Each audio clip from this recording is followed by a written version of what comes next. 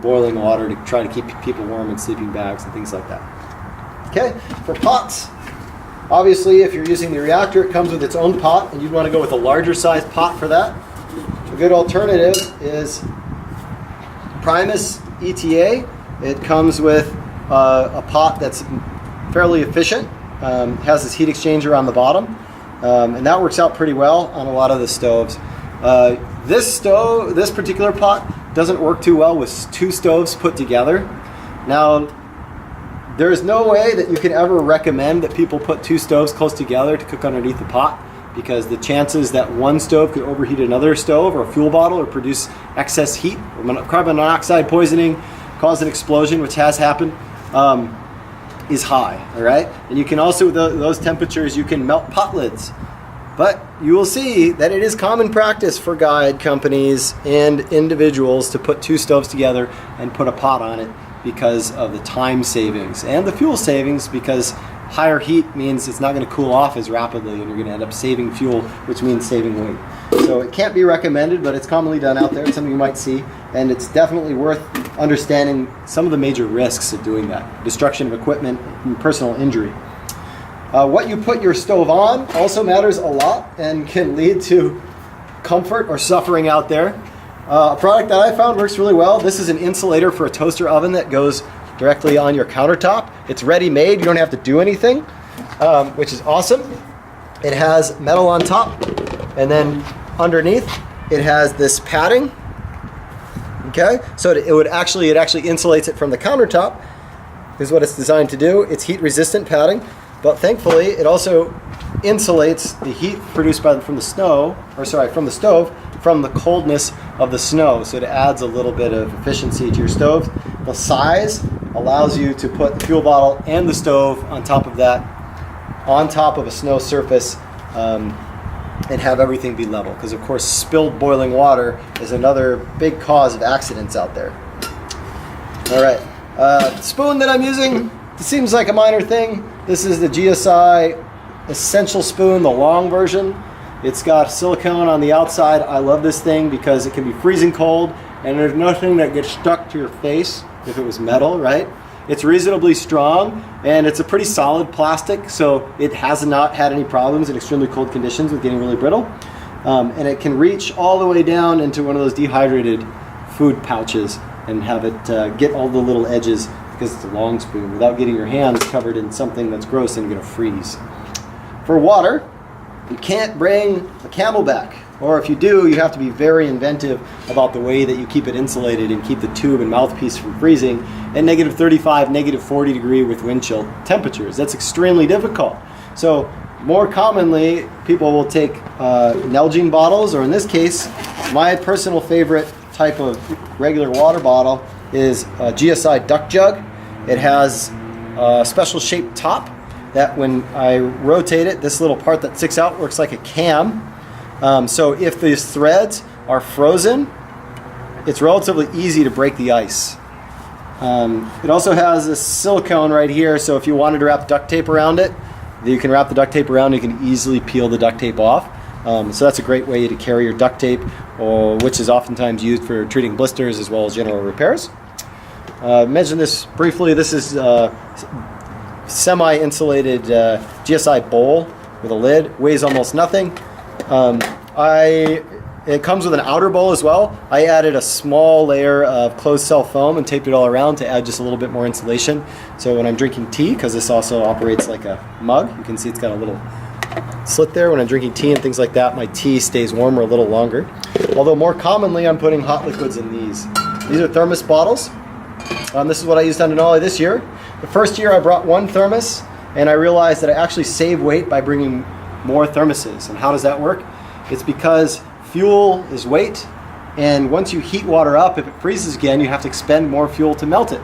So the less melting you do, the less fuel you need to consume, the less fuel you need to bring. So bringing thermoses, ironically, over the course of a 20-day trip can potentially save you weight, even though you have to carry those around with you because it's extra weight compared to a water bottle. And you'll notice I use the Outdoor Research water bottle Parka, and that's attached to the outside of my backpack so that I have ready access to either my duck jug or to a thermos, which also fits in the same container just like that. It can fall out a little easier.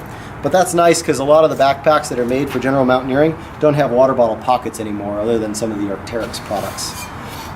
In the future, what I would do is what I saw Colin Haley doing, which he has a massive thermos bottle.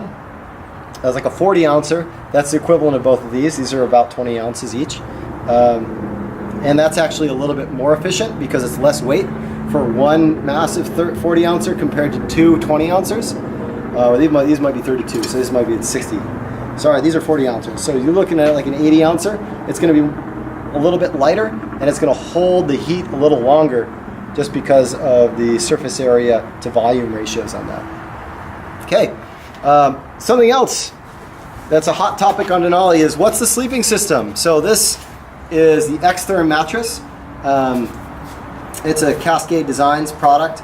Really awesome. It has an R value of 5.8.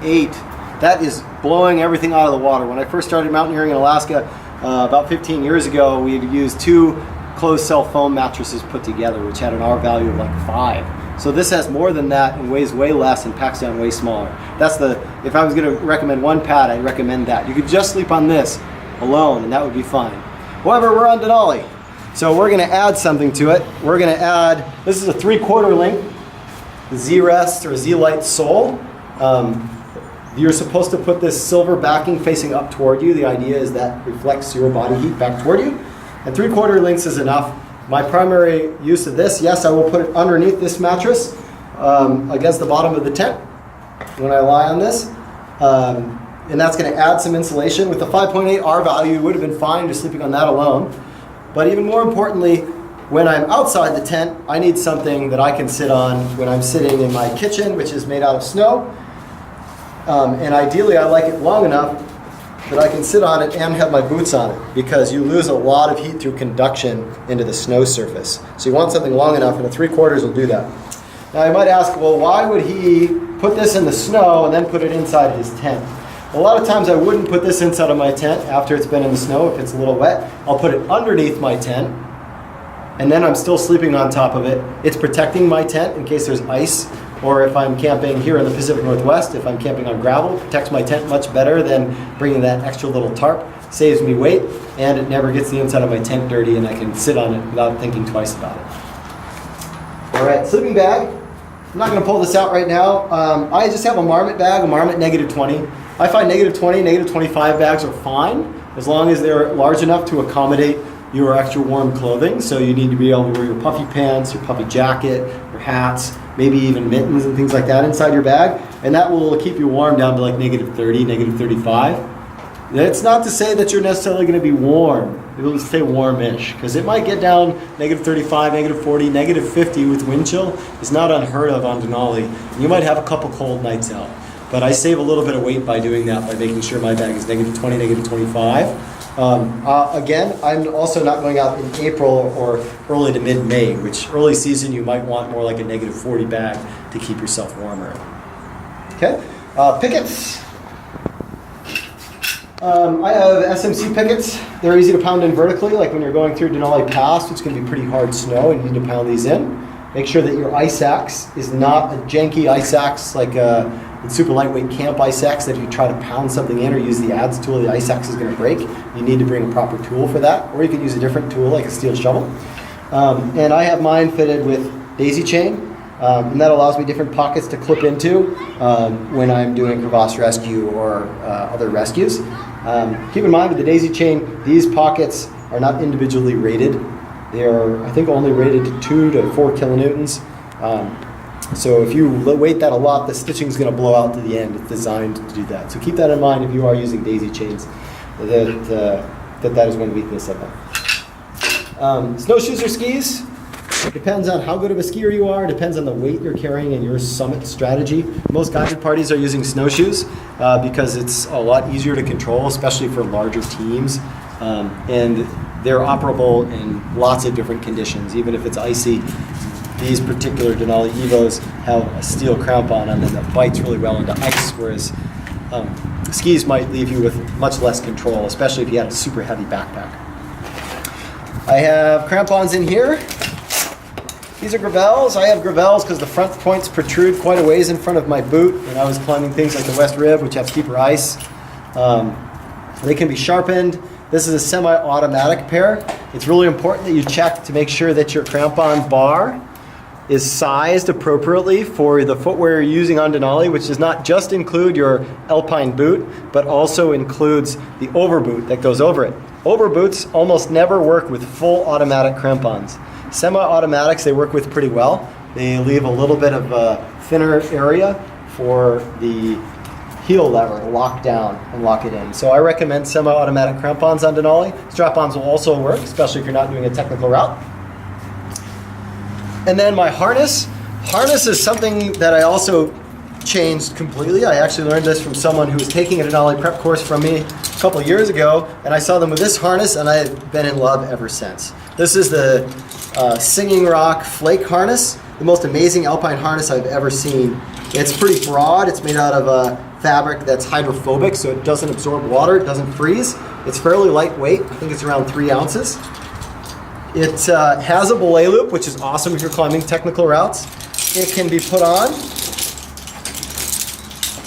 just like your normal alpine harness, where you bring this up, with the huge advantage that it's got mega big holes, so when you're wearing gloves, you can pull this on. You don't have to double back it.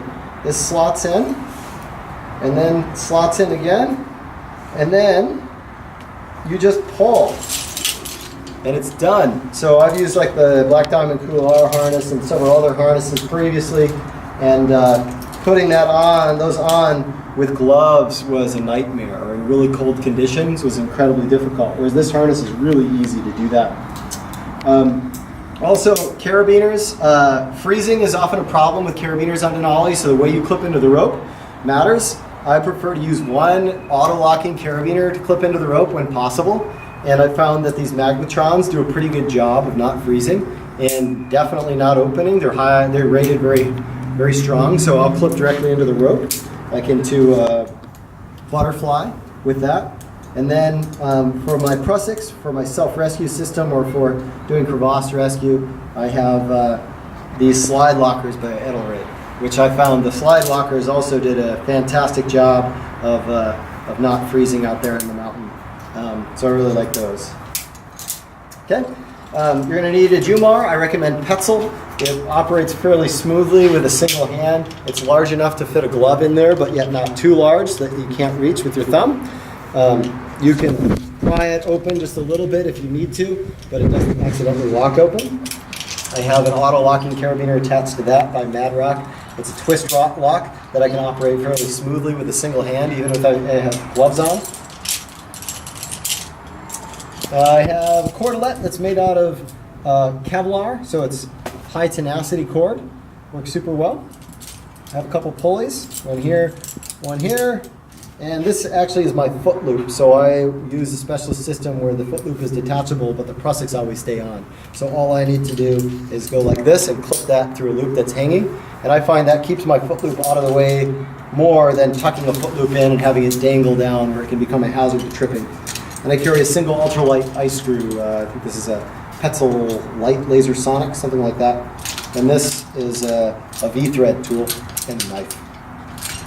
Okay, my ice axe, Black Diamond Raven ice axe works fine. Any ice axe that has a functional adds tool that you're going to be fine chopping through lots of ice with, that you can really use the pick for chopping. You're going to need that, especially at 17,000 foot camp, in order to tear up some ice to melt. You may also need it while building camps. And I use a tether that then clips into my harness with a non-locking carabiner so you don't accidentally drop my ice axe down. I would never use a wrist leash because you can imagine putting that on or off over a glove can be really difficult. Probe. Any probe will do. I've even seen carbon fiber probes out there and they seem to hold up well enough. It just needs to be a probe that's going to be strong enough to punch through a few ice layers while you're probing to check to make sure there's not any crevasses under your campsite, or to leave behind in order to flag a cache or two.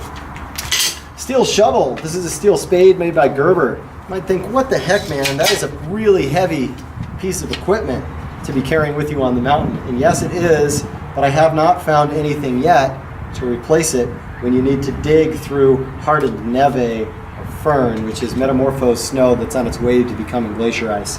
It can be very, very hard. Hard enough that you'd need to pound a picket in with the end of your ice axe or with a steel shovel, and in order to dig through it, you're going to break your aluminum shovel. So this also has a cutting tool on one side, which is helpful, but you will, in addition to this, you also need to have a snow saw. And the snow saw, in general, you could take a look and see if it's capable of sawing through wood. If it's capable of sawing through wood, it's probably capable of sawing through some of the thick, hard snow and ice layers that you have on the upper mountain of Denali. But try to dig a cache in rock hard snow without this by using your ice axe and this shovel, and quickly you'll realize the value of carrying something a little heavier on the mountain. It's also sometimes possible to borrow from other groups, but we really encourage independence while you're up there. Shovel. I like Boyer shovels, do a really good job up there, especially those that have a pretty good grip on them. This is a T-grip black diamond. I've used it on Denali in the past, and it seems to work just fine as well. Do not get a narrow blade shovel. That's going to increase the amount of time and work that you have to do when you're building camps. And although you'll save weight, remember, energy isn't just expended by carrying the load, it's also expended by building camps. So you want to make that process easier too. All right. Climbing rope. I didn't use a double rope, and I probably will continue to use single ropes when I'm up there. Double and half ropes, although they tend to work well for glacier travel. The loads that you're dealing with on Denali will be between the weight of the climbers and the packs and the sleds, combined with the decreasing width and decreasing weight of single ropes, makes single ropes a better and better choice. So this is a 50-meter single rope. I went with 50 meters rather than a 30-meter or 40-meter glacier rope because I was traveling primarily as a team of two, especially for some of the technical routes, so I needed to pitch things out. But also as a team of two, taking a lot of risk on the glacier. If someone falls in, you need a lot of space in order to arrest that fall, or to allow that person to go into the crevasse and hopefully get hung up on something so you can actually put it in an anchor. So you need huge distances between climbers, and if you start to go with a 30 or 40-meter rope, you're decreasing that distance drastically and not leaving enough rope left over to perform a rescue or rappel down to your fallen partner. Radios. This is just a standard FAM radio. That's how you communicate with Park Service, and that's how you get your weather reports from the mountaineering rangers while you're on the mountain. And I think that's covering most of our gear, and that is a lot. So thank you so much for staying with us.